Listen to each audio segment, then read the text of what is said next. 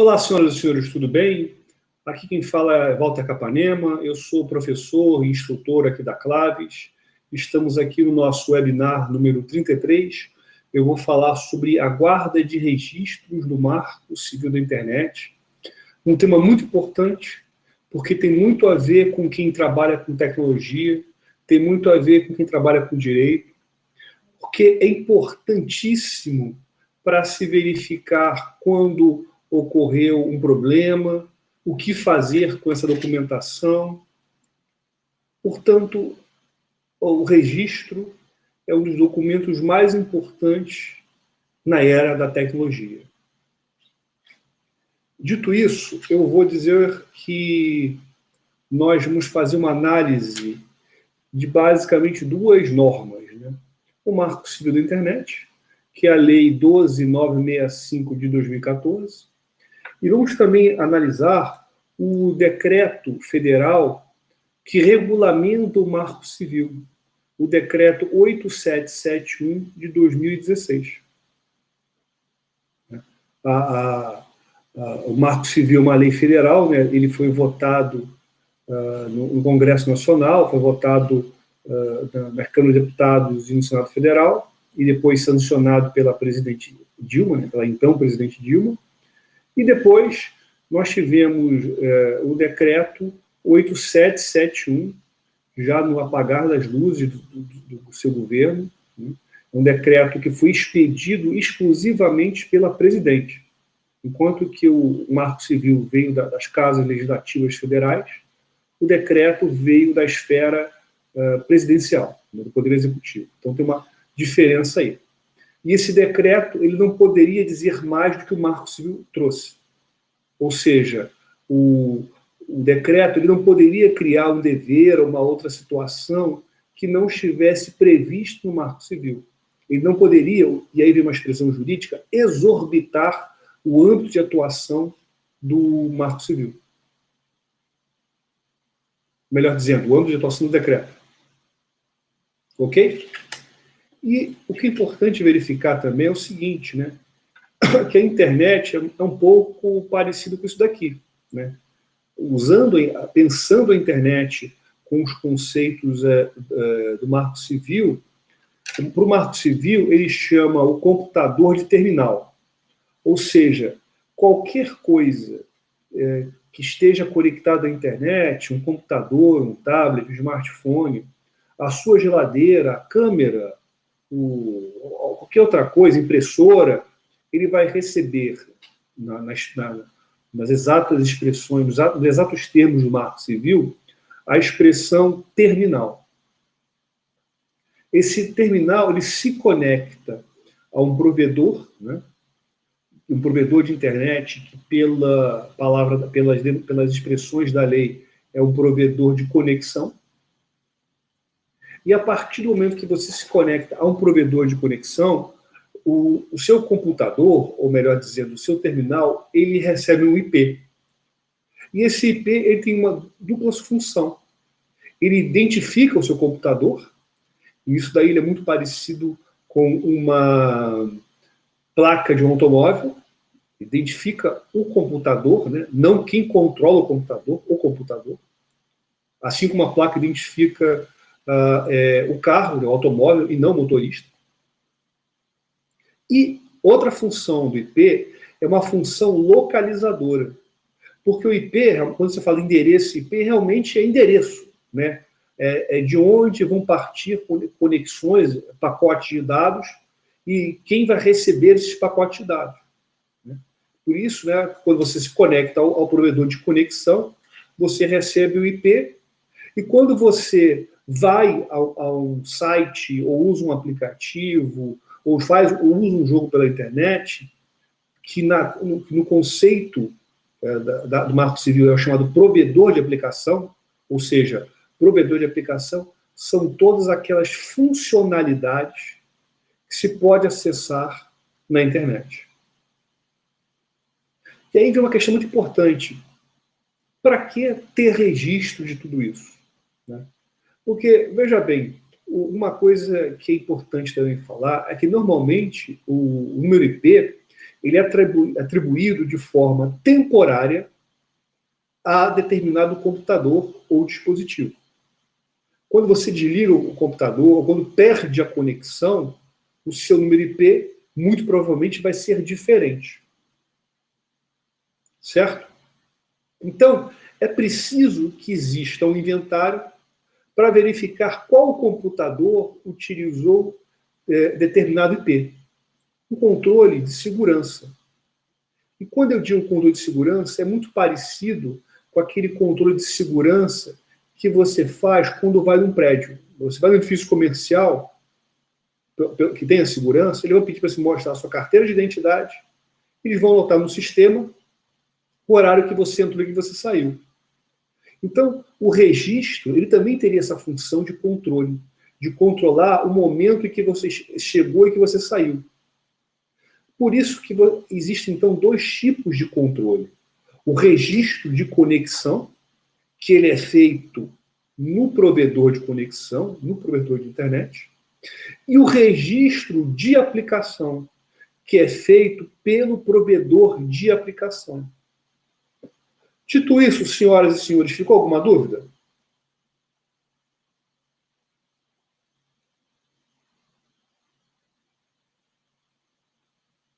Ficou alguma dúvida? A ideia toda do nosso webinar segue essa estratégia. Segue esse roadmap, esse mapa. O mapa mesmo. Então, veja bem. Vamos, então, analisar o Marco Civil. O Marco Civil ele começa a falar da guarda dos registros de conexão a partir do seu artigo 13. Olha o que diz lá. E o curioso é que o Marco Civil, assim como o Decreto 8771 de 2016, eles têm hora que tratam de redações muito juridiquês, muito cheio de aspectos jurídicos. Outras horas, ele vai tratar de temas muito tecnológicos. Ou seja, o Marco Civil, do ponto de vista da sua redação, não conseguiu agradar nem jurista, nem o pessoal da área de TI. Então, veja bem, olha o que diz o artigo 13. Na provisão de conexão à internet, cabe ao administrador do sistema autônomo respectivo o dever de manter os registros de conexão sob sigilo, em ambiente controlado de segurança, pelo prazo de 1 ano, nos termos de regulamento. Então, a gente percebe o seguinte, que existe, sim, um dever de guarda. Esse dever de guarda, ele não é atribuído apenas ao provedor de conexão. Ele é atribuído também ao administrador de sistema autônomo, que seria, basicamente, aquela pessoa jurídica, normalmente pessoa jurídica, uma empresa, que administra grandes blocos de IP. É muito comum que seja um provedor de conexão, mas não precisa ser necessariamente um provedor de conexão. Poderia ser, por exemplo, uma grande empresa que gerencia um número muito grande de IPs e que provê o acesso à internet, uma universidade. Veja bem, o dever no artigo 13, e aqui essa parte principal do artigo a gente chama de caput, né? Caput se escreve assim. Caput, mas fala caput, vem do latim cabeça, ou seja, é a parte principal de um artigo, né? Onde não estão os parágrafos, é o começo do artigo. Aquele parágrafo inicial do artigo é o caput. Então, o artigo 13, caput, ele trata aqui, além do dever de guarda, que esse dever, que esse log, esse registro, seja guardado em um ambiente controlado e de segurança. Por quê? Porque, sem dúvida nenhuma, os registros de conexão são informações muito importantes que dizem respeito à sua privacidade. Dizem os momentos em que você esteve online, que você esteve conectado àquele provedor de conexão. Ou seja, ele diz a hora que você chegou, o IP que você recebeu e a hora que você desligou. Então, basicamente, a estrutura de um registro de conexão, lá de acordo com o artigo, se não me falha a memória, 5º do Marco Civil, é assim. Né?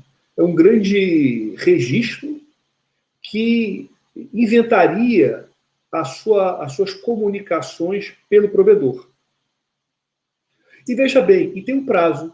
É um prazo de 1 ano, né? Como regra geral, mas há exceções que nós vamos comentar, exceções, inclusive, nos próprios parágrafos do artigo 13, pelo prazo de 1 ano. Nos termos do regulamento. O que seria o regulamento? O regulamento é o próprio decreto 8771 de 2016. Ele vai trazer situações mais específicas sobre a guarda de registro.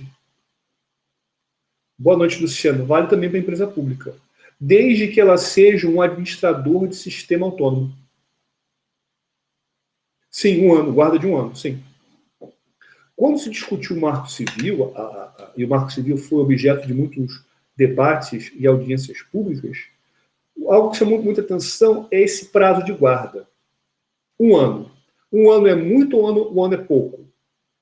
De repente, para uma Petrobras, por exemplo, uma empresa pública, esse prazo de guarda de 1 ano pode parecer ter muito. Né? Imagine a quantidade de registros que a Petrobras, pegando aqui o exemplo dela, gera por dia. É uma quantidade gigantesca. Guardar por 1 ano, essa foi uma das teses defendidas, até seria algo demais, porque exigiria que a empresa mantivesse nos seus storage, nos seus sistemas de armazenamento, muita coisa. Com devido respeito, e aqui quem fala é um advogado, eu não domino a área de tecnologia, eu vejo o seguinte, que o prazo e esse argumento levantado não são bons. Em primeiro lugar, é um prazo muito pequeno. 1 ano, vou dar um exemplo, existe no direito, né, a figura da prescrição. Né? Pela figura da prescrição, você tem um prazo para promover uma ação penal ou uma ação civil. Então, por exemplo, alguém sofreu um dano pelo provedor de conexão. Quanto tempo ele tem para poder entrar com essa ação contra o provedor? Seria até 5 anos. Mas ele guardou o log por 1 ano só. Perdeu o log e você não vai ter essa prova. Então, veja bem, do ponto de vista de utilizar o log, o registro, como um instrumento probatório, de prova para o processo, esse prazo é muito pequeno. É muito pequeno mesmo. 1 ano não dá para se fazer muita coisa. Eu vou falar depois para vocês que o prazo de guarda do registro de aplicação é menor ainda, de 6 meses. E mais ainda, essa tese de que o storage é caro não é bem assim. Cada vez mais é barato o armazenamento de conteúdo, especialmente de logs. Logs são arquivos de texto. Arquivos de texto podem ser zipados, compactados e vão ocupar muito menos espaço. Não é verdade? Utilize o TAR, o PKZip, o ARG, o LHAR, né? Milhões de formatos de compactação. Você compacta. Compactar texto puro vai gerar um arquivo com uma quantidade muito menor. Então, quer dizer, essa desculpa de que esse prazo ele é muito grande, que deveria ser menor, não funciona. É um prazo muito pequeno. Alguma dúvida? Boa pergunta, Luciano. Boa pergunta mesmo. Aliás, são 2 questões muito importantes. É legal criptografar? O decreto 8771, ele permite que os logs sejam criptografados. E enviar o log para a cloud. O próximo parágrafo, deixa eu ver. Olha só, o parágrafo 1º do artigo 13, ele diz o seguinte, que a responsabilidade pela manutenção dos registros não pode ser transferida para terceiros. Ou seja, quem deve armazenar esse conteúdo é o próprio provedor, ou melhor dizendo, é o próprio administrador do sistema autônomo. Ah, mas e se o provedor, para fazer um backup, ele armazena criptografado na cloud? Vai ser muito difícil de alguém, mesmo que tenha acesso, conseguir decriptografar, conseguir quebrar o código. E aí?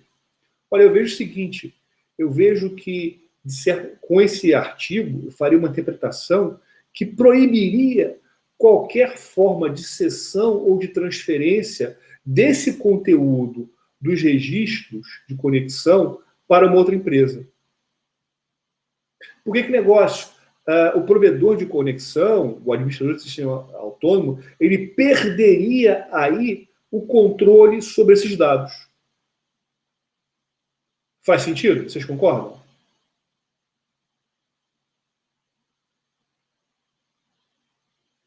Mas é uma pergunta muito boa.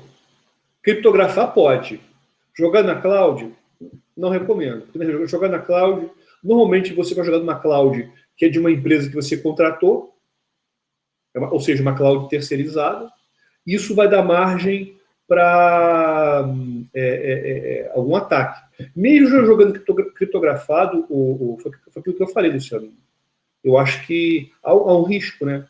Especialmente hoje em dia, em que a gente não pode confiar em nenhuma criptografia, né? Revelou-se recentemente que o programa de criptografia VeraCrypt tinha algumas falhas de segurança gravíssimas, não é isso? O VeraCrypt tinha várias. Então, quer dizer, não dá para você confiar 100% cegamente em sistemas criptográficos. Ok?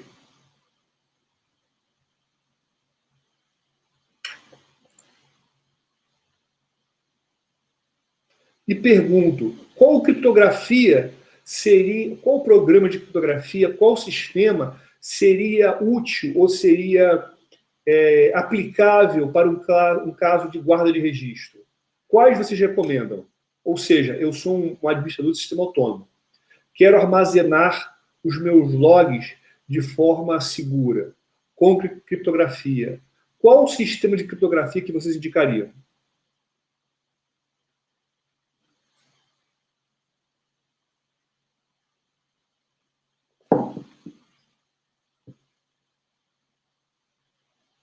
Qual programa? TrueCrypt meio que já morreu, né? VeraCrypt tem problema.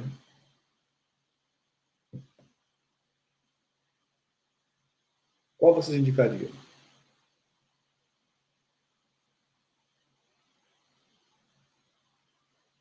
Algum sistema nativo do Linux? OpenSSL. O OpenSSL permite que eu armazene localmente tudo criptografado?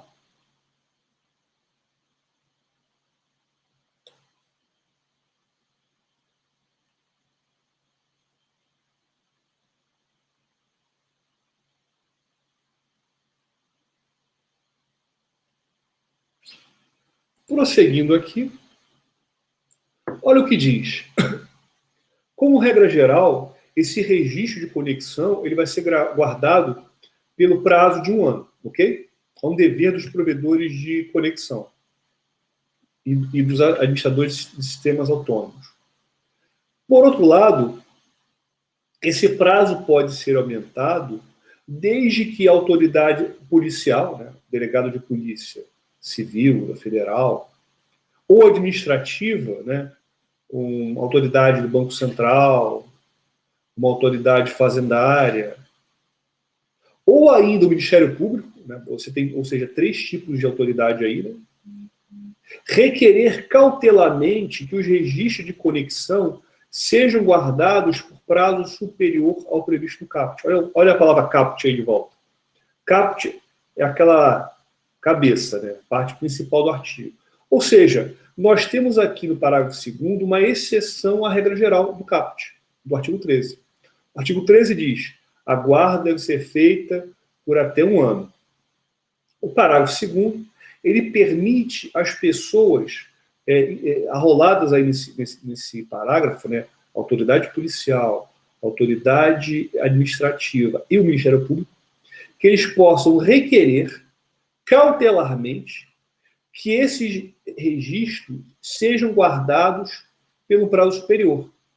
Ou seja, se está no curso de uma investigação criminal ou de uma investigação tributária, né, para se verificar que determinada pessoa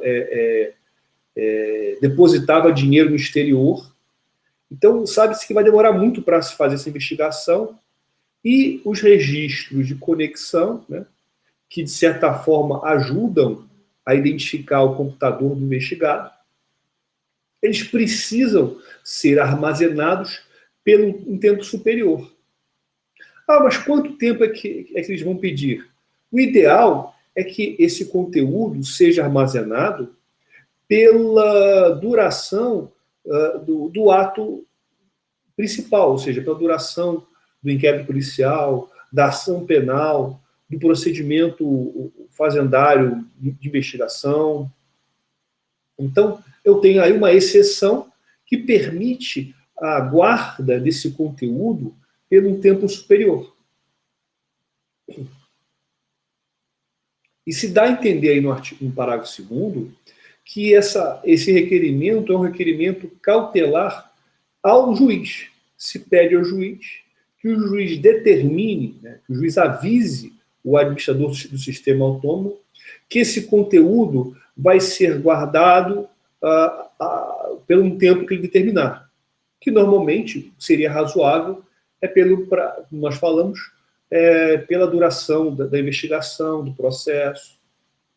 Ok? Vocês concordam com esse tipo de medida?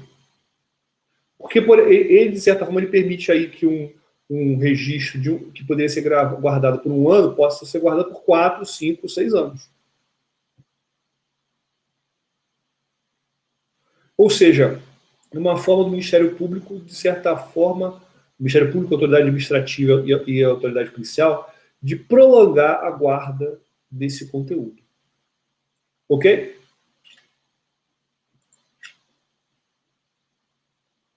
Parágrafo 3º.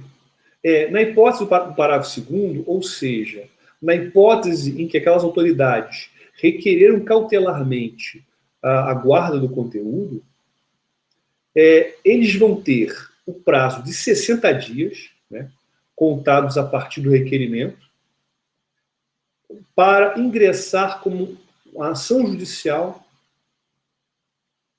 com pedido judicial de acesso aos registros previstos no caput. Ou seja, se tem aí um prazo de 60 dias para se promover uma ação judicial, para que só depois se possa ter acesso aos registros de conexão. Ou seja, as autoridades elas não podem ter acesso a esses conteúdos do registro de conexão sem autorização judicial.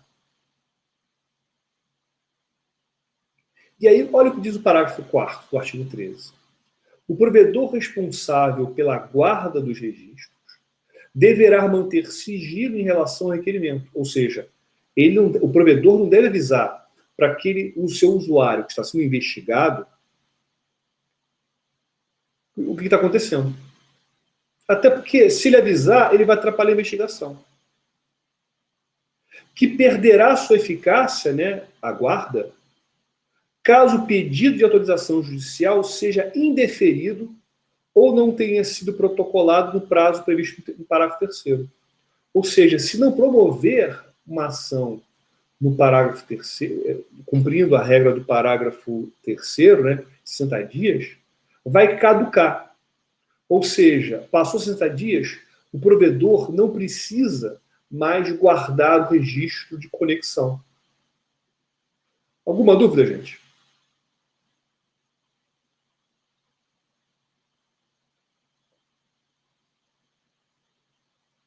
Quem pode solicitar? Justamente só as autoridades, Luciano. Autoridade policial, autoridade administrativa e Ministério Público. São só esses três. Parágrafo 2º do artigo 13. E olha só que curioso. Antes do Marco Civil, havia aí um comportamento que permitia, ou seja, uma prática que era muito comum, em que a própria polícia e o próprio Ministério Público, eles requisitavam, ou seja, eles ordenavam diretamente ao provedor de conexão os logs, ou mesmo a guarda dos logs, sem a necessária ordem judicial. O acesso aos logs e a sua respectiva guarda deve ser feita mediante a sua guarda, que eu digo, além do prazo legal, de 1 ano, deve ser feito, essas duas situações devem ser feitas com prévia autorização judicial. Agora, qual o tipo de juiz? Percebam que a lei é marco civil. Aí você pensa, é só um juiz civil em casos em que envolva, por exemplo, família, responsabilidade civil ou consumidor? Não. A guarda de registro de conexão de aplicação, o tema da nossa aula, ele pode ser aplicado em qualquer esfera, penal, tributária, trabalhista, porque o registro de conexão e de aplicação são provas essenciais para se provar comportamentos lesivos, danosos, praticados pela internet. Ok? Portanto, Luciano, só autoridades podem requerer esse acesso. Eu, particularmente, eu entendo que o Marco Civil, ele não fala aqui, no parágrafo 2º, de requerer perante o juiz. Eu acho que esse requerimento cautelar, eu entendo que é uma ordem, isso é um entendimento meu, é uma ordem que se faz diretamente ao provedor. Por quê? Porque, essa é a minha interpretação, porque no parágrafo 3º ele fala que, passado o prazo de 60 dias, ele deve ter um pedido de autorização judicial. Ou seja, ele fala no parágrafo 3º de autorização judicial, mas não fala no parágrafo 2º dessa autorização judicial. Mesmo que a gente pense, poxa, Walter, sempre quando se fala cautelar, é óbvio que cautelar tem a ver com o juiz. Mas aqui não fala em ordem judicial. Eu acho que a gente não pode dar uma interpretação extensiva aí nesse caso, sob pena de até mesmo dificultar as investigações.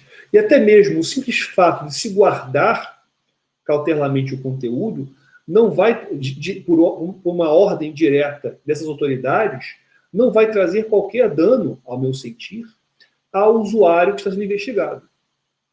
Agora, é uma interpretação minha. Olha o que diz lá o parágrafo 5º. Em qualquer hipótese, a disponibilização ao requerente dos registros de que trata esse artigo deverá ser precedida de autorização judicial. Ou seja, veja bem, esse parágrafo 5º, de certa forma, ele até fundamenta o meu argumento. O que o parágrafo 5º diz, basicamente, é o seguinte: para que as autoridades possam ter acesso àquele conteúdo que está armazenado, é preciso que tenha uma prévia ordem judicial. Aqui não fala de ordem judicial para manutenção do conteúdo. Estão entendendo? Ou está muito difícil? Agora eu dei um pouco de viajada no juridiquês, né? Eu fiz um trabalho de interpretação da lei. Eu mostrei aí situações que fundamentariam os meus argumentos. Está muito difícil, Luciano, Marcelo, monitoria, senhoras e senhores, moças e rapazes, membros do júri, tranquilo? Não está muito juridiquês não, tá? Mas vamos prosseguindo aqui, gente. É um tema muito interessante. Olha o que diz o parágrafo 6º. Na aplicação de sanções pelo descumprimento desse artigo, ou seja, pela não guarda, pela omissão em guardar o conteúdo. Veja que o artigo 13, ele não trata apenas do dever de armazenar o conteúdo, armazenar o registro. Ele trata vários deveres. O dever de armazenar o registro, o dever de guardar esse registro em sigilo e em segurança, o dever de atender o requerimento ou requisição, dependendo do ponto de vista, do Ministério Público, da autoridade administrativa, da autoridade policial, de manter o conteúdo. Então, nós temos vários deveres aqui. Então, se algum desses deveres for desatendido, se pode impor sanções às empresas e ao administrador do sistema autônomo, que vai ter como parâmetro, né, um parâmetro da sanção, a natureza e a gravidade da infração. Ou seja, a partir do momento que se apagou aquele registro, não se pôde ter acesso ao computador de um criminoso. Houve aí uma atitude muito lesiva do provedor, né? Natureza e gravidade, os danos delas decorrentes, né? Ou seja, não se conseguiu chegar ao infrator e houve um prejuízo gigantesco ao patrimônio público, ao erário. Eventual vantagem oferida pelo infrator, as circunstâncias agravantes, e a lei não diz que circunstâncias agravantes são essas. Eu acho que daria para a gente fazer um paralelo com as circunstâncias agravantes do Código Penal, a gente podia fazer uma analogia aí. Os antecedentes do infrator, né, e a reincidência. Veja bem que, embora o Marco Civil seja uma lei predominantemente civil, essa parte final de circunstâncias agravantes, antecedentes e reincidência, parece muito o artigo 59 do Código Penal, que determina aí as circunstâncias, ou seja, os parâmetros que o juiz tem para impor a pena. Então, os parâmetros que o juiz tem para impor a pena são muito parecidos com os parâmetros que o juiz tem para impor uma sanção no Marco Civil.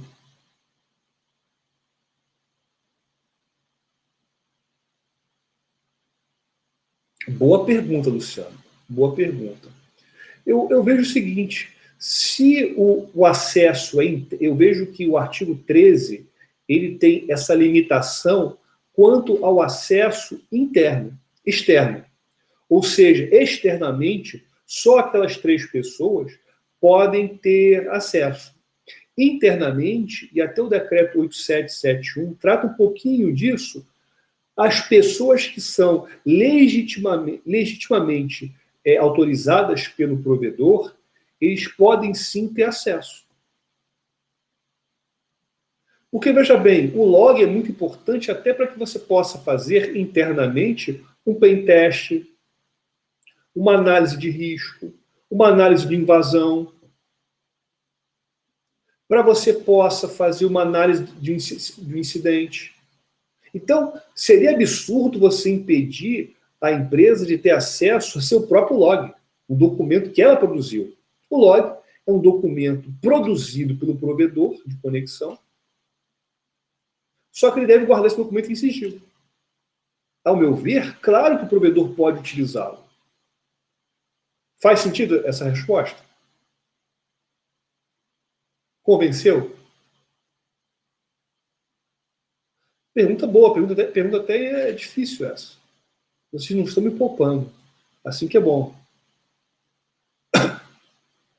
Guarda de registro de acesso nas conexões à internet. Olha só, artigo 14. Na provisão de conexão onerosa ou gratuita, seja um provedor gratuito ou oneroso, eu acho que não tem mais provedor gratuito. Antigamente tinha um provedor do Terra, né? Tinha o do IG. Eu acho que essa modinha de provedor gratuito meio que acabou. Mas, de certa forma, quando você utiliza uma rede Wi-Fi, por exemplo, de um restaurante, do Starbucks, ou do correio, do aeroporto, são serviços de internet gratuitos.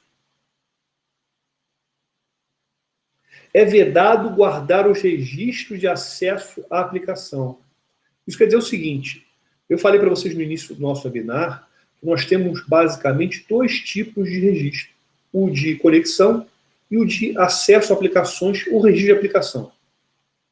Por que o provedor de conexão não poderia guardar os 2? Porque se ele guardar os 2, ele vai ter um poder muito grande, ele vai ter um banco de dados muito grande sobre o comportamento do seu usuário na internet. Ok? Agora, haveria a possibilidade técnica de um provedor de conexão de fazer o controle de quais acessos o seu usuário faz? Sim. Se o provedor de conexão, além de fornecer o IP, é, digamos assim, o intermediário, né? Ou seja, o seu acesso à internet passa pelo computador do provedor, o servidor, os servidores, é claro que ele tem, digamos assim, a competência técnica, a capacidade técnica de poder ler o conteúdo e verificar, olha, o Walter foi no site tal, o Walter foi no site X, e até, de certa forma, o Marco Civil, no artigo 9º, parágrafo 4º, se não me falha a memória, ele veda aí o provedor de analisar o conteúdo da sua conexão, da conexão do seu usuário. Então, o artigo 9º, parágrafo 4º, eu acho que é esse mesmo, ele casa com esse artigo 14. O provedor de conexão ele deve respeitar a privacidade do seu usuário. Agora, isso é muito complicado para a gente falar quando o próprio provedor de conexão também de aplicação, por exemplo, o UOL, o Terra, eles são provedores e também são provedores de aplicação. Eles são provedores de internet e também são provedores de aplicação. Então fica mais difícil. Então, digamos assim, eles também têm uma possibilidade, eles vão guardar logs. Mas será que esses logs em algum momento não vão cruzar? O log, o Terra, como site, ele vai guardar um log de aplicação. O Terra, como provedor de conexão, ele vai também guardar. Então, sempre vai ser tentador fazer esse controle, né? Esse cruzamento. Vamos também falar da guarda de registros de aplicação. Enquanto que a guarda de registro de conexão, a lei atribuiu ao administrador de sistema autônomo, que normalmente essa figura ela é mais popular como provedor de conexão. A guarda de registro de aplicação, normalmente ela vai ser feita, diz lá o artigo 15, o destinatário dessa ordem, ele é o provedor de aplicação. Deixa eu pegar aqui a pergunta do Luciano. E dentro da empresa, os usuários acessando a internet e algum problema legal quando a inspeção das aplicações e URLs acessadas? Boa pergunta, Luciano. É bom falar isso o seguinte, eu vou falar do fácil e do difícil. Do fácil. Quando você utiliza a rede da empresa, os computadores da empresa, tudo isso pertence ao empregador, ao dono da empresa. E se todo esse equipamento, todo o hardware e software pertence ao dono da empresa, ele pode fiscalizar o cumprimento, ele pode monitorar o tráfego, ele pode monitorar o seu trabalho. Quanto a isso, Luciano, não há qualquer impedimento. A jurisprudência do TST, Tribunal Superior do Trabalho, é pacífica esse respeito. Agora, vou dificultar mais um pouco. E no BYOD? O BYOD, o Bring Your Own Device, quando você utiliza o seu equipamento como instrumento de trabalho.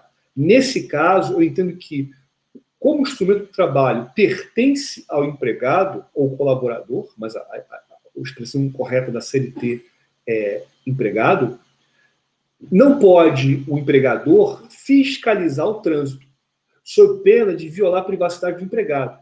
Então, nesse caso, se você quer monitorar o seu empregado, o que eu recomendo é não fazer o BYOD. Ok? Agora, Luciano, a inspeção SSL seria o quê? Seria fazer uma inspeção de uma conexão SSL?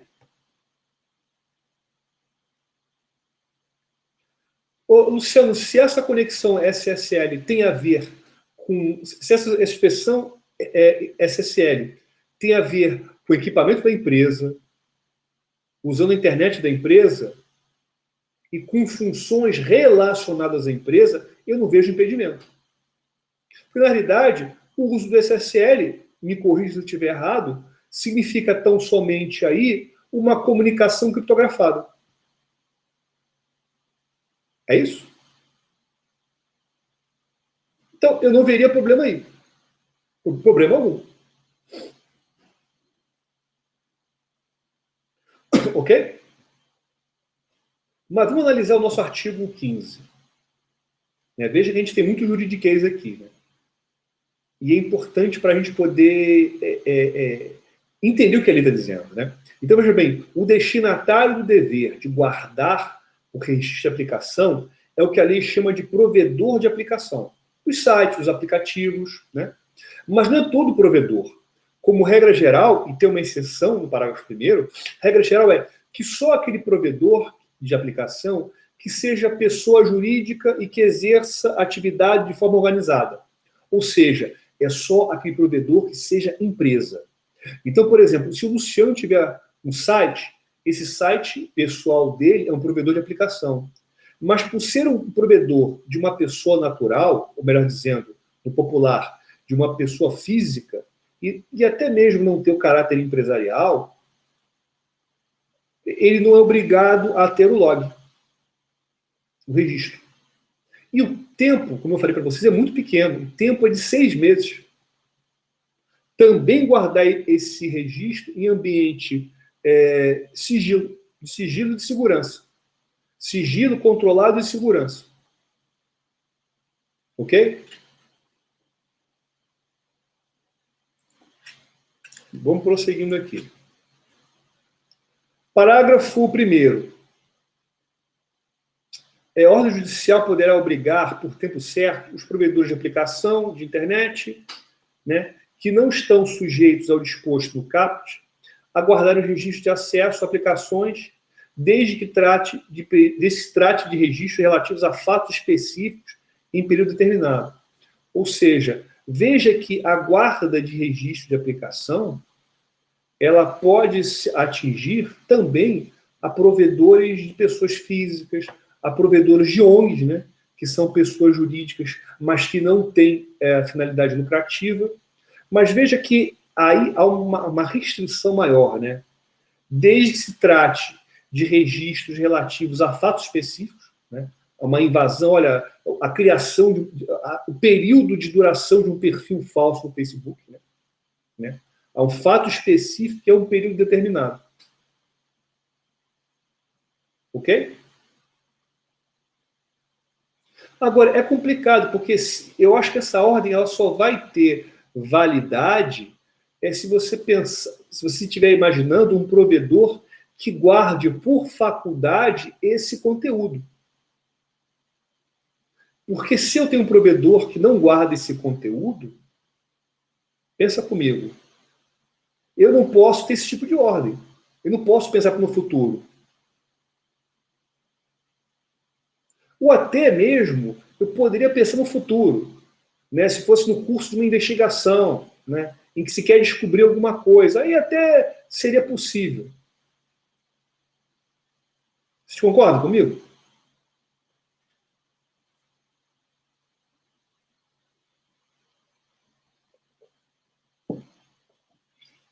Certo?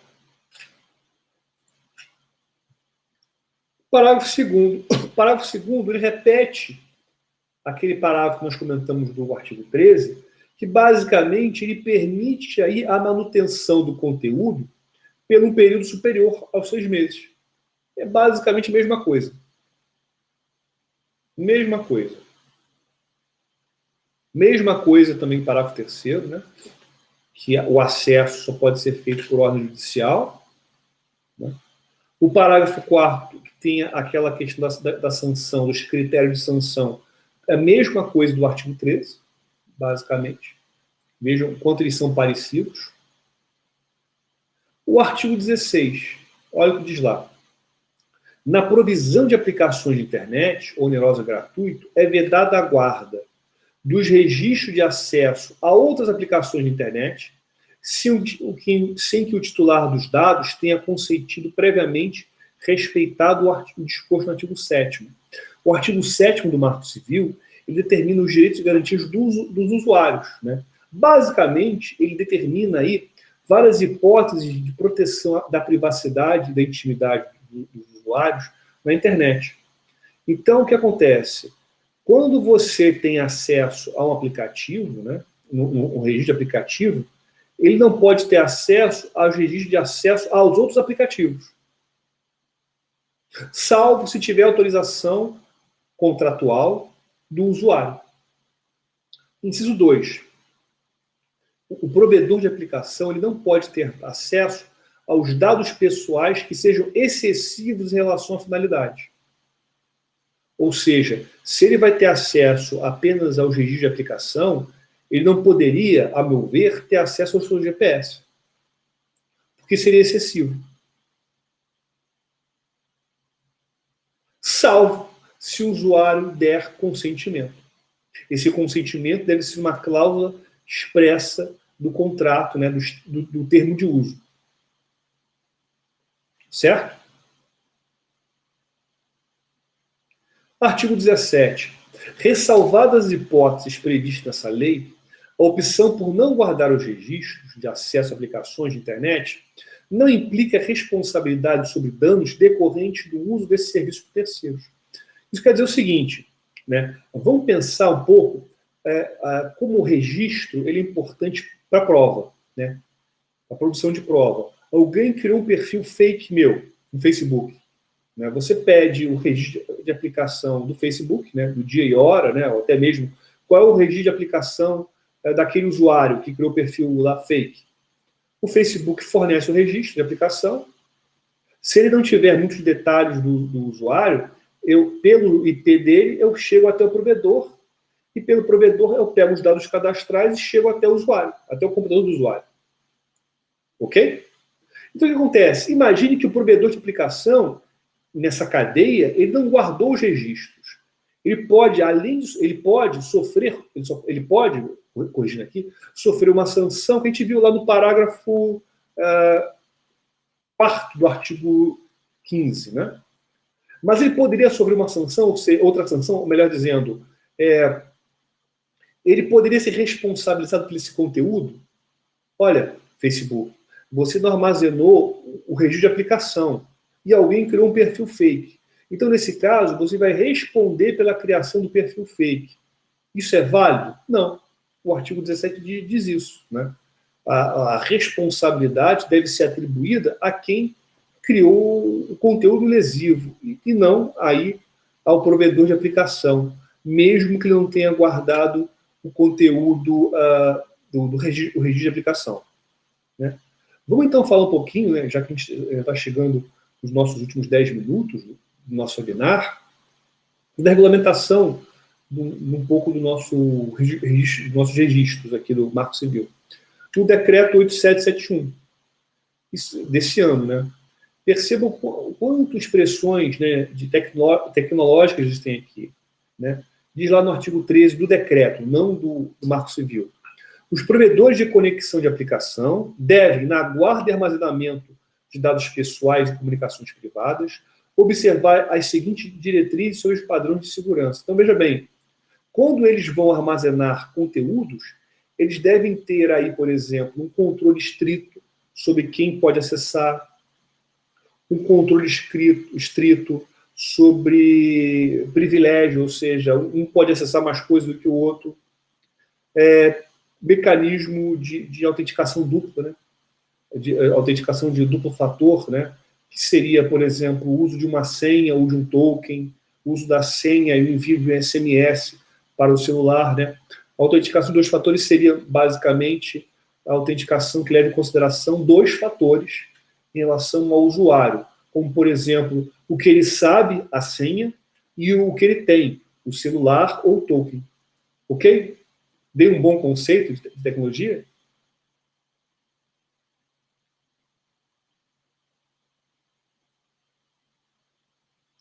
Prosseguindo assim, a criação de um inventário detalhando, né, quem teve acesso, ou seja, você tem um registro de quem tem acesso a esses conteúdos. Né? Seria uma situação muito parecida com a cadeia de custódia, né, da prova pericial. Né? O uso de gestão dos registros por meio de técnicas que garantam a inviolabilidade dos dados, como a criptografia, né?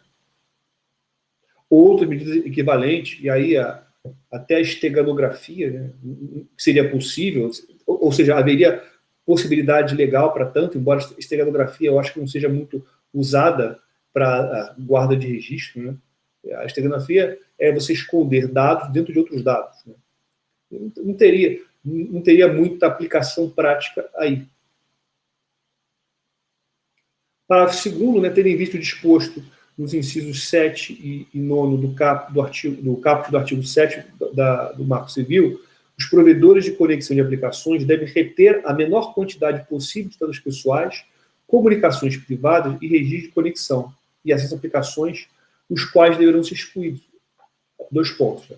Então, veja bem, basicamente, o que diz aí nesses incisos 7 a 10 é a proteção, normalmente, à privacidade e intimidade do indivíduo na internet. Né?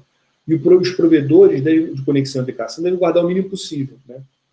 Eles devem excluir esse conteúdo tão logo seja atingida a finalidade. Né? Então, atingiu a finalidade, né? Você usou o provedor de aplicação para fazer um trabalho e acabou o trabalho, você cancelou o trabalho, cancelou a conta, atingiu-se a finalidade do uso. Os dados devem ser apagados. Se encerrado o prazo determinado por obrigação legal, ou seja, uma norma legal dizendo que finalizado o prazo, cancela-se o uso. Artigo 15. Os dados de que trata o artigo 11 da Lei 12.965, o Marco Civil, ou seja, os dados vinculados aí, aos dados que são tratados pelos provedores, né, deverão ser mantidos em formato interoperável e estruturado, ou seja, um modo que seja fácil de se verificar e um modo que possa ser, digamos assim, que possa conversar com outros formatos, ou seja, você armazena os logs num formato livre que permita aí que ele possa ser jogado no banco de dados, né?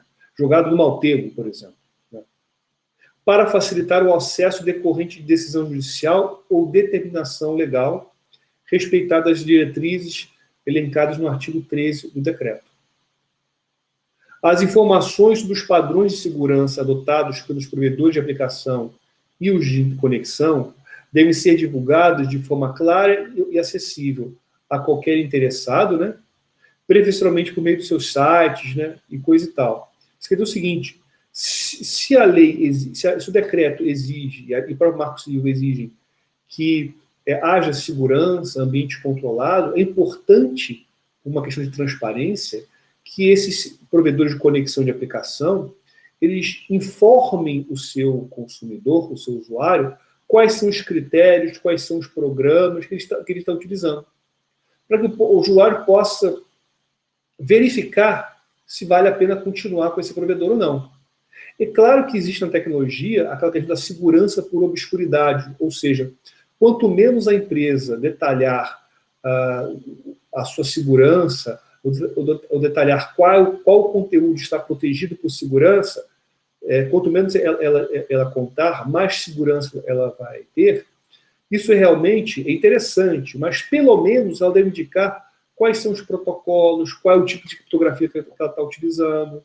Apenas puramente uma questão de transparência. Porque tanto o provedor de conexão quanto o provedor de aplicação são, nos termos do Código de Defesa do Consumidor, fornecedores de serviço. Né? E devem obedecer um dos mais importantes deveres dos fornecedores, que é a transparência, é informar corretamente ao seu consumidor qual o conteúdo do serviço que ele está prestando. E informar a segurança é realmente informar qual é o serviço que ele está prestando. Né? Então, senhoras e senhores, nós estamos já chegando aqui ao fim do nosso webinar. Ficou alguma dúvida?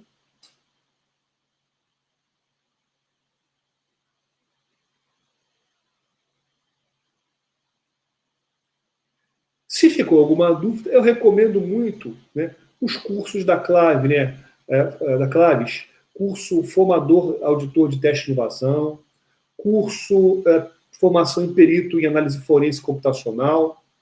Deixa eu ver se tem outro curso aqui. Tem o nosso curso que está em andamento, e eu coordeno aqui na Claves, é o curso de direito para peritos forenses, gestores, pentesters e administradores de rede.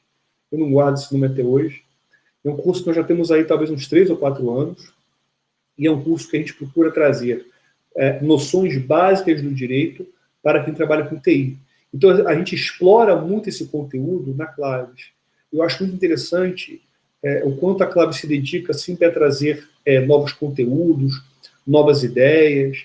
Eu mesmo, eu já fiz um curso na Claves, eu fiz um curso perito forense, foi muito legal, gostei muito, aprendi muita coisa, me ajudou na profissão, e eu acho que é interessante você fazer um curso com selo de qualidade da Claves, especialmente tendo essa facilidade que é o sistema EAD, de ensino à distância, em que você pode assistir uma aula ao vivo, né, em dias já previamente agendados, fazer perguntas para o professor, e até mesmo, caso você não tenha assistido a aula ao vivo, assistir posteriormente gravado, você pode dar ao professor perguntas pelo e-mail da Claves.